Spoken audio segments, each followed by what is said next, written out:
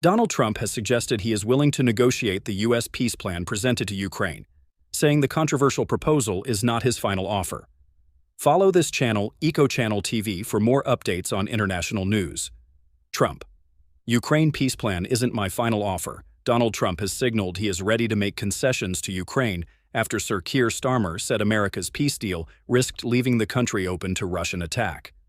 On Saturday, the U.S. president said his 28-point proposal, under which Ukraine would surrender key territory and cut the size of its army, was not my final offer. We'd like to get to peace. It should have happened a long time ago. We're trying to get it ended. One way or the other, we have to get it ended, he said.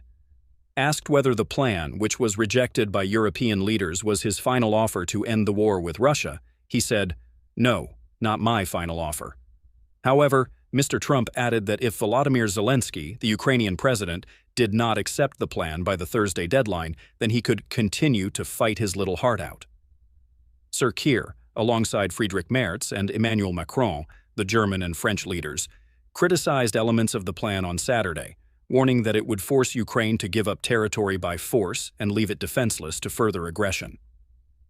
Speaking at the G20 summit in South Africa, he said he was concerned about the idea of a military cap, arguing that it was fundamental that Ukraine has to be able to defend itself if there's a ceasefire. Obviously, I think it should be done as soon as possible, but it's got to be a just and lasting peace, and so we've got to get it right, he added. The British government is concerned that if Ukraine is forced to give up a portion of its armed forces, it will be vulnerable to another surprise winter offensive by Russia this year. Officials fear Russia could breach a peace deal, as it did in May, when it launched hundreds of drone and missile strikes during a 3-day ceasefire.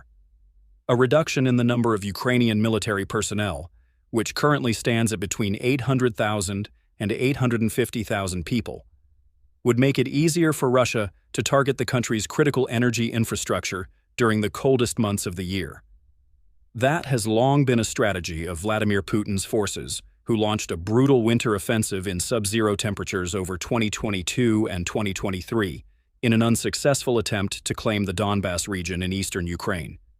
The U.S. plan proposes a 600,000 personnel cap on Kiev's armed forces, the loss of 3 provinces to Russia, including Crimea, and Russia's return to the G7, making it the G8.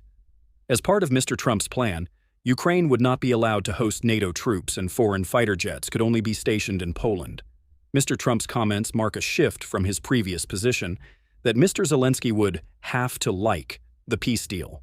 U.S. officials have threatened to stop sending weapons and sharing intelligence with Ukraine if the demands are not met.